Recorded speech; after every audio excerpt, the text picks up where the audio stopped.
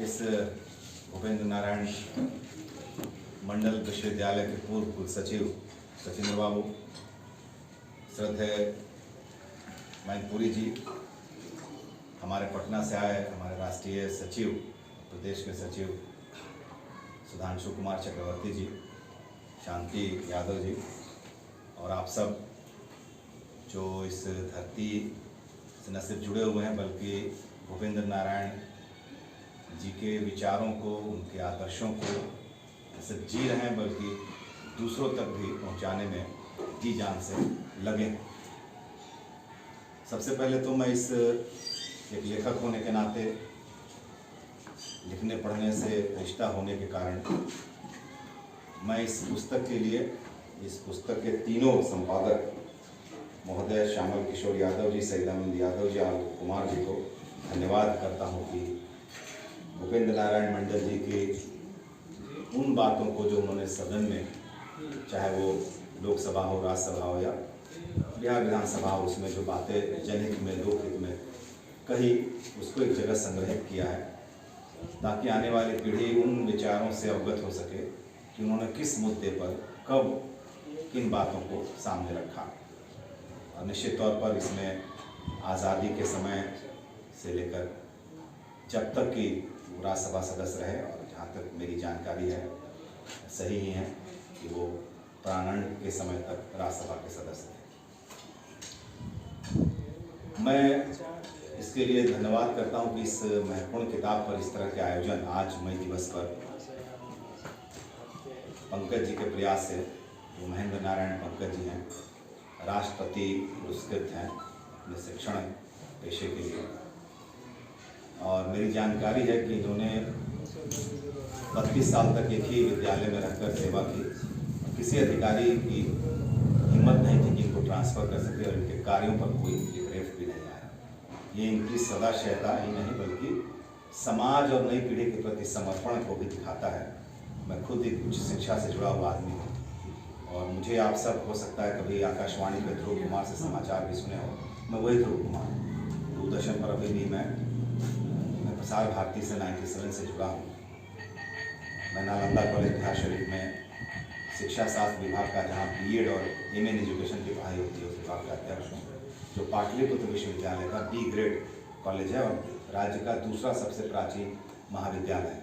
Patna college सबसे प्राचीन है, 160 वर्ष का, 152 वर्ष का हो चुका है नालंदा कॉलेज। उसी कॉलेज में मैं 2017 से कार्यरत। मैं इसलिए बातें कह रहा हूँ कि हम सब जिस वर्ग से आते हैं, जिस बुद्धिजीवी अपने होने का दावा करते हैं, लेकिन हम सब भूल जाते हैं कि हम सब दूसरों से उम्मीद करते हैं, खुद वो कार्य नहीं करते। ठीक उसी तरह से जैसे हम कहते हैं कि शराब नहीं पीनी चाहिए, सिगरेट नहीं पीनी चाहिए, बच्चों को खुद पिए, कितना असर हो। गांधी जी के बारे में बहुत ही प्रसिद्ध कथा है, इसकी दोहराव की जरूरत नहीं है। किसी को कहने के लिए कि शक्कर मत खाओ, कोई मत खाओ, खुद भूल खोल छोड़ना जरूरी है। मुझे लगता है दुनिया की सबसे अच्छी वानगी है, अच्छा उदाहरण है, जिसको अनेकों बार दिया जाता है और किसी के चरित्र के विकास के लिए बहुत जरूरी है। शिक्षकों के बारे में कहा था 45 मिनट से कम नहीं बोलते, लेकिन 5-7 मिनट में अपनी बात को खत्म करूँगा, क्योंकि मैं संपादन से भी जुड़ा आदमी हूँ। मैं इस बात से सहमत हूँ कि विवाद होनी चाहिए।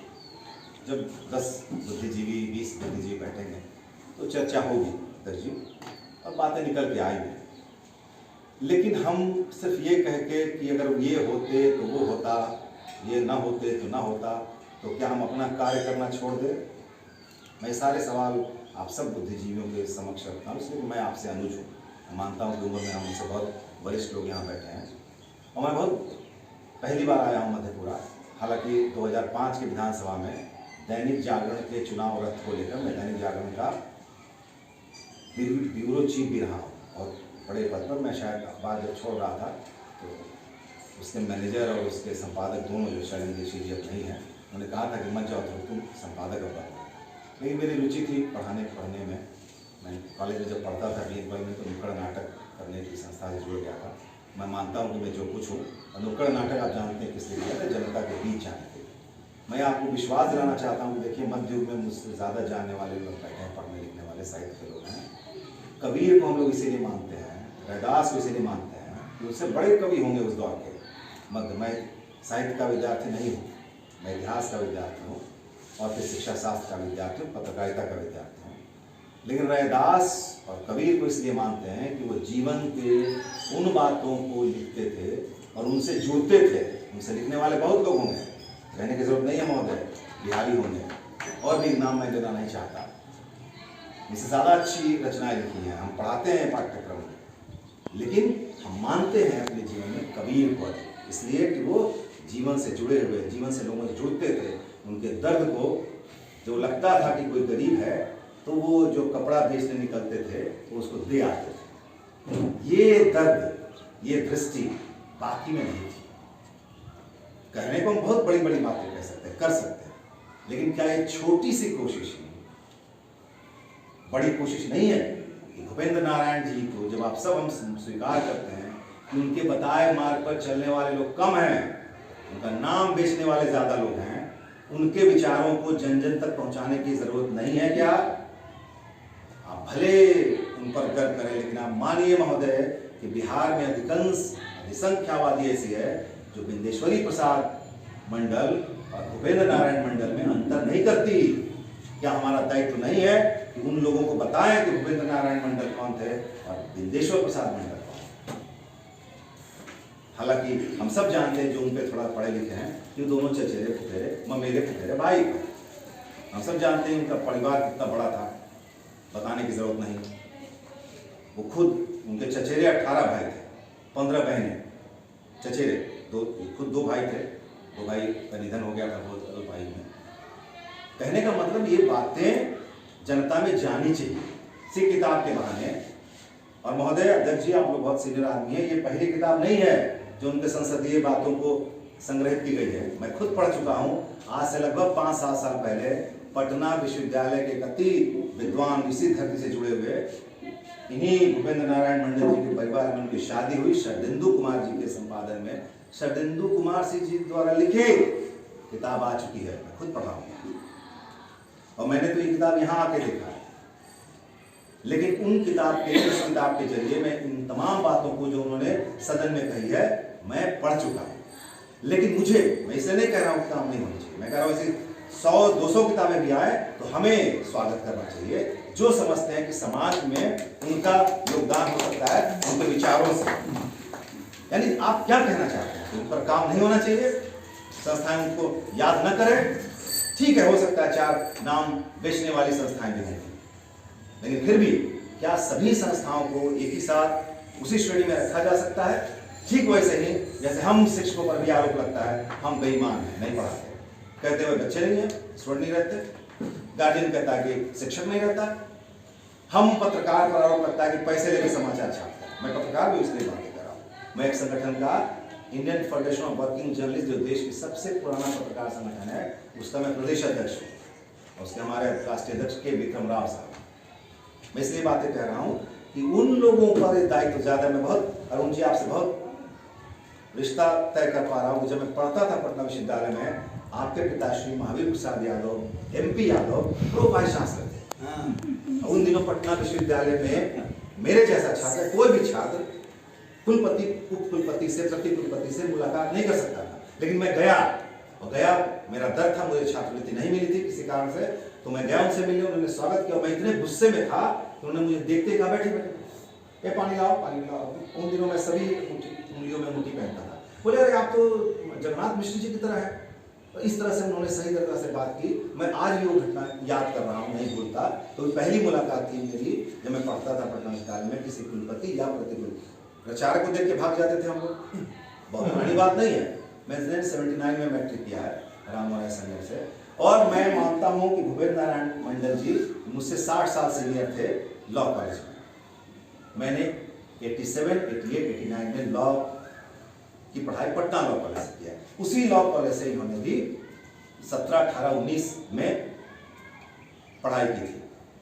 उसके बाद बैरिस्टर बने थे, और फिर जैसा आप सब जानते हैं कि 42 के आंदोलन में उन्होंने शपथ ली कि आज से नहीं करूंगा वकालत, और उस दिन झंडे फहराए थे, तिरंगा फहराया था। मतलब इनका पूरा इतिहास, एक एक घटना मैं जब पढ़ता हूँ, मेरे पास बहुत ऐसी सारी घटनाएं जो मैंने इनके बारे में पढ़ा है, मैं जानता हूँ, एक पाठक होने के कारण, एक जिज्ञासु होने के कारण, और मैं यही चाहता हूँ कि हम सब जो आज की नई पीढ़ी को ये ट्रांसफर करें कि वो भी कुछ सीखे, वो जाने, वो पढ़े। स्वागत करना चाहिए। ठीक है, संस्था नहीं सुधरेंगी, जाने दीजिए, हम तो एक अच्छी संस्था खड़ी करें। आपके दिल में आग ना हो, हमारे दिल में ही आग क्यों, आपके दिल में भी आग हो, ये हमारी कोशिश होनी चाहिए। सिर्फ पत्थर, उसी दुष्यंत कुमार ने कहा ये पत्थर तो तबीयत से उछाल हो जाएगा, कौन कहता है कि आसमां में सुराख नहीं? हम क्यों मान लें कि सारे लोग अंधेरे अंधेरे, सारे लोग बेईमान भ्रष्ट संस्थाएं हैं? जन लेखक संघ कम से कम उस पर कोई आरोप नहीं है, नहीं लगा सकता। ये व्यक्ति जिनको आप मानते हैं, सब मानते हैं, ये व्यक्ति फक्कड़ है, राष्ट्रपति अवार्ड पुरस्कार, कौन रिटायरमेंट के बाद इतना काम करता है महाराज? हम इसी धरती के कोशी के अंचल के निकले सुरेंद्र मिश्र कहते थे, मर गए बेचारे, बहुत अच्छे कवि, बड़ा साथ था हम लोगों का उनका पटना विश्वविद्यालय में। वो ऐसे मित्र को कहते थे, छात्र को मित्र कहते थे। स्वतः सर आप जानते हो सुरेंद्र मिश्र जी को। वो कहते थे, ध्रुव हमने कभी सोचा नहीं कि हम लोग इतनी सैलरी मिलेगी। हम लोग जब ज्वाइन किए थे तो कितनी सैलरी मिलती थी? हम लोग मैक्सिमम 3-3.5 हज़ार रुपये पाते थे। सोचे नहीं थे कि लाख रुपए इतने मिलेगी, इतने कहाँ रखेंगे, क्या करेंगे हम लोग इतने पैसे का। लेकिन आज इतनी सैलरी मिलने के बाद भी लोग कुछ नहीं करना चाहते। क्या करते हैं? कितना योगदान है सर, बुरा ना मत मानिए, इतने सारे थीसिस पड़े हुए हैं शो होने के बाद, क्या जीवन में उसका महत्व है? किताब तक नहीं छपवाते, रिसर्च करने, और रिसर्च कैसे होती है? अगर अच्छी होती तो आज इतनी न्यू एजुकेशन पॉलिसी के तहत इतनी रिसर्च के लिए मारामारी होती और इतना टफ हो जाता रिसर्च। आज कितना प्रॉब्लम हो रहा है, क्यों हो रहा है? कि हमें जो मौका मिला था डॉक्टर बनने का, डॉक्टरेट लेने का, हमने कुछ नहीं किया, सिर्फ कवर बदल दिया, अंदर का मजमून वही रहने दिया और डिग्री ले ली। ऐसे मेरे पास 20 उदाहरण है, पटना विश्वविद्यालय परिसर में ही पला बड़ा हूं, इसलिए मैं जानता हूं। मैंने 6 डिग्रियां ली है पटना विश्वविद्यालय से, इसलिए मैं जानता हूं शिक्षा व्यवस्था में सबसे खराबी लोग शिक्षक बने। हम शिक्षक, हमको लगने लगता नहीं हम प्रोफेसर हो गए, लगने लग रहा अब क्या होता, हमको वाइस चांसलर होना चाहिए। और शिक्षा व्यवस्था की सर बात कर रहे हैं, हमने आज तक कभी पटना विश्वविद्यालय में, हो सकता है यहाँ भी नहीं देखा होगा, कभी आपने किसी अर्थशास्त्र विभाग में हम सबने निषेध किया, बजट हो, देश का बजट आता है, राज्य का बजट आता है, वहाँ चाहे चर्चा कराएं। अर्थशास्त्र विभाग के अध्यक्ष का दायित्व नहीं है, बजट आया उसमें चर्चा हो। क्या सिर्फ लॉ कॉलेज के प्राचार्यों को ही दायित्व है जो मूक कोर्ट चलाए? कहाँ हम जा रहे हैं? लेकिन उस शिक्षा व्यवस्था में जिन बातों को आज भी जरूरत है, देखिए वो कहते हैं 1 अगस्त 1966 में, मैं जरूर 4 पंक्ति पढ़ के सुनाना चाहता हूँ। सभापति जी, जो भी रिपोर्ट भाषाई अल्पसंख्यक कमिश्नर की आई है, उसके पढ़ने पर बात सामने आती है कि सरकार का ध्यान उस ओर नहीं जाता जो सभी संविधान में दिया गया है या मुख्यमंत्रियों के सम्मेलन में तय पाया गया है। इस संबंध में कुछ और तय किया गया था। राज्य सरकारों की ओर से किसी पर अमल नहीं किया गया। यह निर्णय लिया गया था कि यदि किसी स्कूल में अल्पसंख्यक भाषा के 40 छात्र या किसी कक्षा में 10 छात्र हैं तो उसे उसकी मातृभाषा में पढ़ाने की व्यवस्था की जाए। नियम है, यदि आसाम में एक भी छात्र आसामी पढ़ना चाहे तो उसकी व्यवस्था हो, लेकिन कहीं इसके लिए समुचित इंतजाम नहीं है। अंत में एक पंक्ति पढ़ता हूँ। सरकार कहती है कि संविधान का इस संबंध में जो प्रावधान है वो मैंडेटरी नहीं है, डिक्शनरी है। मेरा सरकार से आग्रह है कि ऐसी व्यवस्था की जाए ताकि संविधान का उद्देश्य पूरा हो और लोग आसानी से अपनी मातृभाषा में पढ़ लिख सकें। आज भी हम मातृभाषा में 66 में संसद सदन में कही गई उनकी बात आज भी, अब हम इस दौर में हैं राष्ट्रीय शिक्षा नीति 2020 आने के बाद कि हम मातृभाषा में पढ़ाई प्राथमिक विद्यालय में चल रही है, कंपलसरी की जा रही है कि लोग अपनी मर्जी से मगही, अंगिका, बज्जिका और भोजपुरी में पढ़ सकते।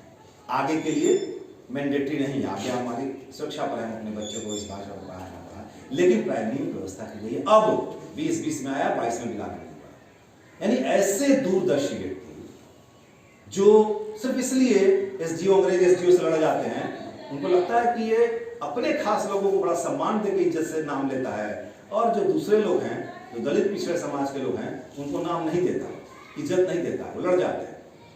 ये आज की बात नहीं है, 33 की बात। और ये बात जब इस बात को कहता है कि तुम अपना काम करो, भूपेंद्र नारायण मंडल मुझे अपना काम करने दो, उसका टाइप पकड़ लेते हैं, अंग्रेज एसडीओ का, और उसको कहते हैं कि तुम मुझे एक बार असम्मानजनक तरीके से नाम मेरा संबोधित करोगे, यानी भूपेंद्र नारायण मंडल कहोगे, मैं तुम्हें 3 बार कहूंगा, उसका 3 बार नाम लेते हैं। मैं भी अशिष्टता करना चाहता हूं। जब ये बात उसी जमाने में अंग्रेज डीएम को पता चलती है, तो अपने हिसाब से पता करता है कि आखिर मामला क्या हुआ था। बड़ा हंगामा हुआ उस मीटिंग में, उस मीटिंग में बहुत हंगामा हुआ। तो डीएम ने पता किया और डीएम ने बुला के भी दोनों को सुलह कराया, यानी भूपेंद्र नारायण मंडल जी को उस अंग्रेज से। ये देखिए इनका तेवर। मैं इसलिए इन बातों की चर्चा कर रहा हूँ। ऐसा नहीं कि आप नहीं जानते हो, आप सब इसी धरती से जुड़े लोग हैं। मैं तो पहली बार मध्य को आया, लेकिन मैं भूपेंद्र नारायण जी में बड़ी श्रद्धा निवेदित करता हूँ, इसलिए उन्होंने जो काम कर दिखाया। वो जब स्कूल जाते हैं पढ़ने के लिए, उनके लिए कमरा लिया जाता है, 3 लोग रखे जाते हैं उनके देख रेख के लिए, केयर टेकर। मतलब इस सुविधा संपन्न वर्ग से आने के बाद भी उनकी जो दृष्टि बनी, इस दृष्टि की तो इज्जत होनी ही चाहिए।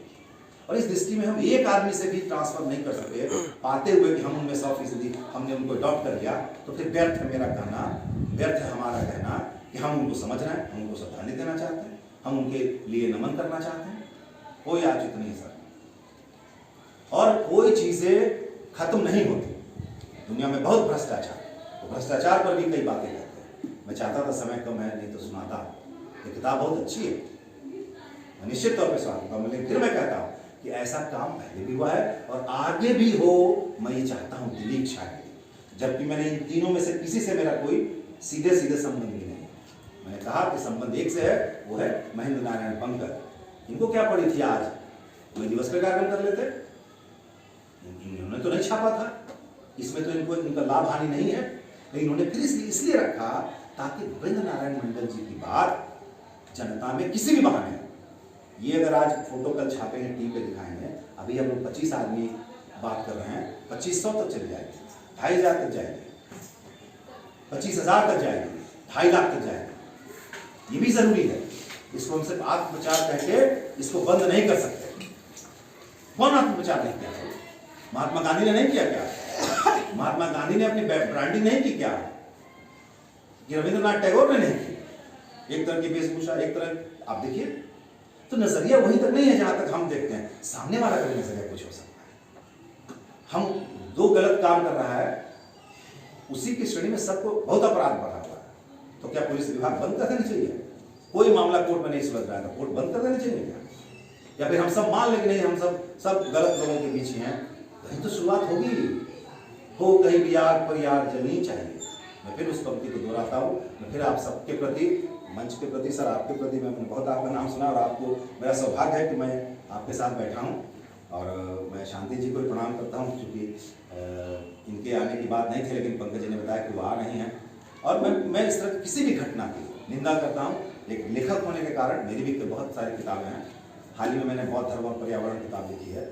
हाल ही में लघु कथा पर, मैं लघु कथा से जुड़ा हुआ हूँ, हिंदी लघु कथा का शास्त्रीय अध्ययन नाम से मेरी किताब है। यद्यपि मैं साहित्य का विद्यार्थी नहीं, मैं बार बार कह रहा हूँ, लेकिन मैं किसी भी इस तरह की पुस्तक की जो आती है उसका स्वागत करता हूँ। क्योंकि विचार है, मैं पुस्तक मेला से जुड़ा हुआ आदमी हूँ, कभी आपको पटना पुस्तक मेला आए तो हो सकता है वहाँ मुझे देखे। हम लोग तो वो लोगों में से हैं जो कहते हैं कि हर पुस्तक की मशाल है। मेरी सबसे पहली किताब किताबों की दुनिया पटना पुस्तक मेला ही थी। उसका नाम ही है किताबों की दुनिया पटना पुस्तक मेला। ये 2006 या 7 में आई थी। मैं तो बहुत पुराना, बहुत सिद्धस्त आप लोग की तरह नहीं हूँ, विद्वान लेकर। लेकिन मेरा कहना है कि हमको हर उस विचार का स्वागत करना चाहिए जो चाहे आज के दौर में हो या पहले के दौर में। भूपेंद्र नारायण मंडल जी हमेशा, भूपेंद्र नारायण मंडल जी जैसे लोग हमेशा रहे, उनके विचार रहे, उनका चरित्र गांधी जी की तरह, ये उनके सहयोगी लोग, उनके साथ था। मैं भोला प्रसाद सिंह जी जो MLC थे, अब उनका निधन हो गया, वो रिश्ते में नीतीश जी के ससुर जी लगते, मम्मिया ससुर कहते थे वो, मैं उनसे इनके बारे में बहुत सुन चुका। वो कहते थे कि मैं जो कुछ भी हूँ भूपेंद्र नारायण मंडल जी के कारण, और जो कुछ नहीं हूँ उनकी बात नहीं मानने का। ये पंक्ति कहते थे भोला सिंह जी। जो भी प्रकरण तो पटना रेडियो स्टेशन नहीं खुलता। जी जी, तो इनके साथ बहुत अच्छे सारे लोग थे। अब गलतियां हुई हैं, इनके नहीं बात मानने के कारण संबित सरकार गिरी थी 37 में। अगर वो ये इनकी बात मान ली जाती भूपेंद्र नारायण जी की, तो बिहार का परिदृश्य कुछ और था। 67 में भी वो गलती दोहराई गई थी, इनकी बात नहीं मानेगा। लेकिन इतने जीवट वाले आदमी अपने चचेरे बमेरे रिश्ता, मैंने कहा बीपी मंडल जी को हराते हैं, फिर उनको पहले हार जाते हैं, फिर उनको भी हराते हैं। उनको 2-2 बार लोकसभा जीते, 2-2 बार षड्यंत्र करके वापस कर दिया गया, रद्द कर दिया गया उनका चुनाव। तो सब जानते हैं, इतने जुझारू आदमी, इतने सही गए, इतने अच्छे, इतने सच्चे।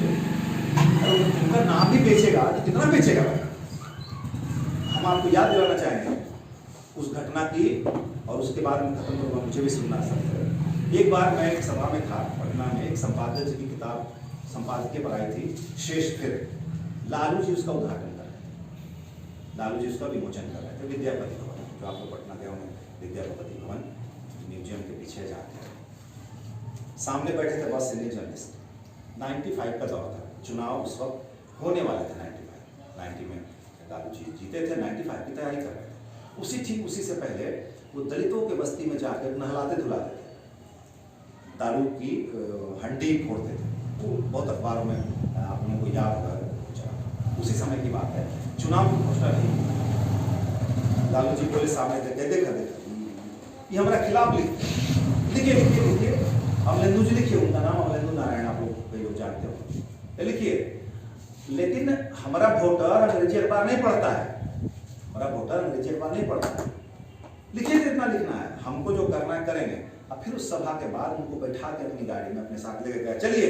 उस दिन मसौड़ी में जाके दलित बस्ती में संपत चक के आसपास उन्होंने नाला धुलाव यहाँ रात भर घूमते थे लेके अपने साथ पूरी टीम को। दूसरा उदाहरण छोटे से देना चाहता हूँ, शेखर सुमन जब उससे मिलने गया, बहुत ही बिहार का ही बहुत बड़ा फिल्म अभिनेता और सीरियल वगैरह में काम किया, अभी भी हैं, चुनाव भी लड़े थे कई बार। शेखर सुमन जब लालू जी की नकल करते हैं, तो उनसे जब मिलना हुआ पटना में, तो बोले देखिए ये हमारा नकल करते हैं, लेकिन ठीक है कमाता खाता है, अरे हमारे ही ना नाम बेचता है, लेकिन बेचता तो है हमारा नाम। मैं कह रहा हूँ ये जरूरी है, भूपेंद्र नारायण मंडल जी के नाम पर दुकानदारी कर रहा है, कुछ भी कर रहा है, नाम तो ले रहा है भूपेंद्र नारायण मंडल का, उनके विचारों को बेच तो रहा है, चाहे वो फायदे के लिए बेच रहा हो। क्यों माने कि नुकसान करने के लिए बेचे? वो अपना घर जला के अपनी इनकी पेंशन से जैसे ये काम कर रहा है वैसे करे। हम क्यों उम्मीद करें भाई, जब हम अपने सैलरी का 5 पैसा नहीं खर्चा करना चाहते किसी अच्छे आयोजन पर, तो हम दूसरे से क्यों उम्मीद करें? सबसे ठीक है, एक महेंद्र नारायण पंकज है, हम 10 महेंद्र नारायण पंकज पैदा करें। हमारी कोशिश तो होनी चाहिए, हमारे आसपास ही होगा ना। हम कहे उसके चले जाए जो बहुत बड़ा माफिया, जो बहुत बड़ा साहित्य का कुछ और दुकानदारी करता है या वो करता है, उसी का नाम हम उसका प्रचार क्यों करें भाई? हमको बात करनी हो अच्छी बात करेंगे। मेरा कहना है, मैंने किसी का कोई विरोध नहीं किया, मैं माफी चाहता हूँ मेरी बातों से पता चला हो लगा हो। मैं सिर्फ ये इनको मैं मानता हूँ कि इनके विचार बहुत अच्छे थे, गांधीवादी समाजवादी रहने के बाद भी गांधीवादी व्यवस्था में विश्वास करते थे, और गांधी जी भी सचमुच उन्होंने जीवन में अडॉप्ट किया था, सादगी वहीं से भी थी उन्होंने। ऐसा नहीं है